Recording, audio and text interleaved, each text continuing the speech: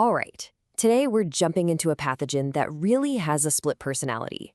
Salmonella enterica serovar Typhimurium. It's a name we all know, inside and out. But its story is one of two incredible extremes. You've got everything from a standard case of food poisoning to a deadly invasive disease. And for us in the lab, getting a handle on this duality, well, it's everything. So think about it. When Salmonella Typhimurium pops up on a culture plate, what does that really mean for the patient? Are we looking at a few days of misery from some bad chicken, or is this the first sign of a life-threatening bloodstream infection? The answer, as it so often is, lies in this fascinating dance between the bug's genetics and the patient's own immune system. Just a quick heads up before we get into the weeds, we've put this whole explainer together using a Gemini deep search to get the latest science and guidelines. If you're the kind of person who loves to check the receipts, and I know you are, the full notebook with every single source is linked and available for you to review. So here's our game plan for today. First, we're going to explore those two faces of Salmonella Typhimurium by looking at its key genetic lineages. Then we'll walk through the entire lab workflow, from the gram stain all the way to genomics. After that, we'll break down its playbook for causing invasive disease, tackle the absolute nightmare of antimicrobial resistance, and we'll wrap up with the essentials of infection prevention and control. Okay, let's kick things off with Section 1, a bacterium of two faces. This is where we go beyond just the species name to really understand what makes this pathogen tick. This slide, right here, this gets to the absolute heart of the matter. On one hand, you have ST19. That's your classic, global, run-of-the-mill food poisoning bug.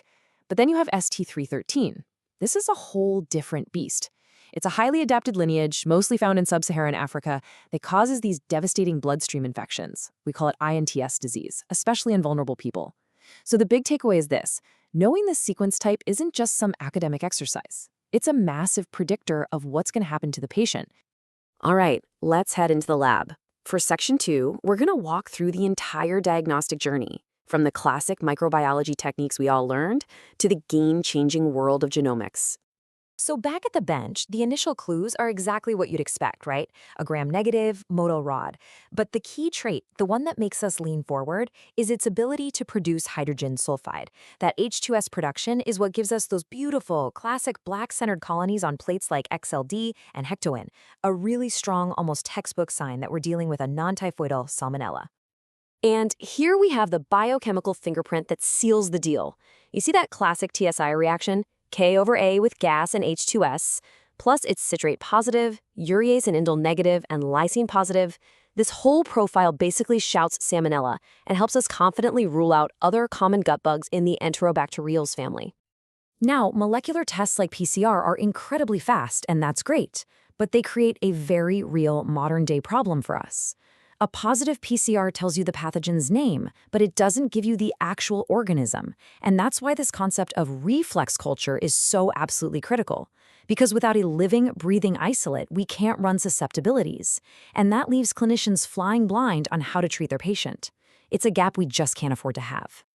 Okay, Section 3, let's get into the pathogen's playbook. How exactly does Salmonella Typhimurium make that jump from causing a simple case of diarrhea to launching a full-blown systemic invasion? The secret, of course, is in its genes. I love this slide. It tells the tale of two islands. First up, you have Salmonella Pathogenicity Island 1, or SPI1. It uses a special injection system to punch its way into gut cells, causing all that inflammation and diarrhea. But if the bug manages to get past the gut, it switches gears and activates SPI2. This island is the key to its survival inside our immune cells, specifically macrophages. It basically turns them into Trojan horses, letting it hide, multiply, and spread all over the body. So who's most at risk for this really dangerous second step? It all comes down to the host.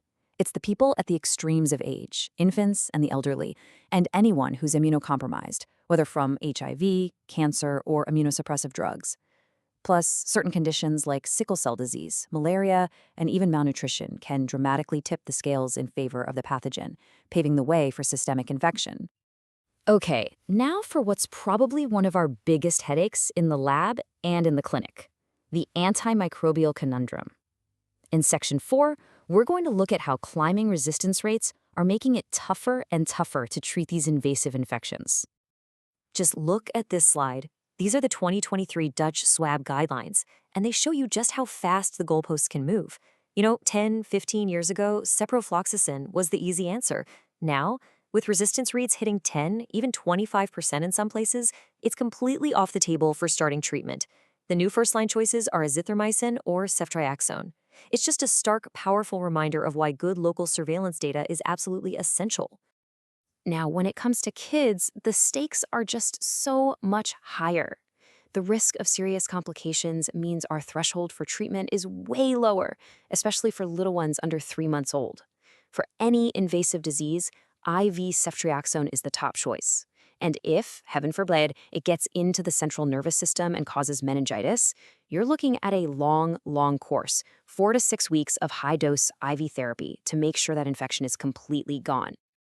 This UCAST expert rule is an absolute game changer, and it's something we all need to have burned into our brains. It says that for a systemic salmonella infection, any detectable fluoroquinolone resistance, I don't care how minor it looks on the plate, is linked to a poor clinical response. There is no gray area here. What might look like low-level resistance is a giant red flag for treatment failure. And that brings us to a massive, massive pitfall in the lab. Your standard, everyday 5 microgram ciprofloxacin disc test, it is simply not reliable enough to pick up these critical low-level resistance mechanisms. It just isn't. So if you report an isolate as susceptible based on that test alone, you could be setting up a patient for treatment failure. That's exactly why EUCAST tells us we need to either determine the MIC directly or use a pefferfloxacin screen to make absolutely sure we don't miss it. All right, we're in the home stretch, finally. Let's talk about infection prevention and control. Once we've got that ID, how do we make sure we break the chain of transmission, especially inside a hospital? The strategy is straightforward, but it demands rigor. It's all about contact precautions. That means a private room if possible, always gowning and gloving up before you go in, and using dedicated patient equipment. And here's a really critical tip for any outbreak investigation. If you suddenly see a cluster of 2 or more hospital-acquired cases, don't just look at hand hygiene.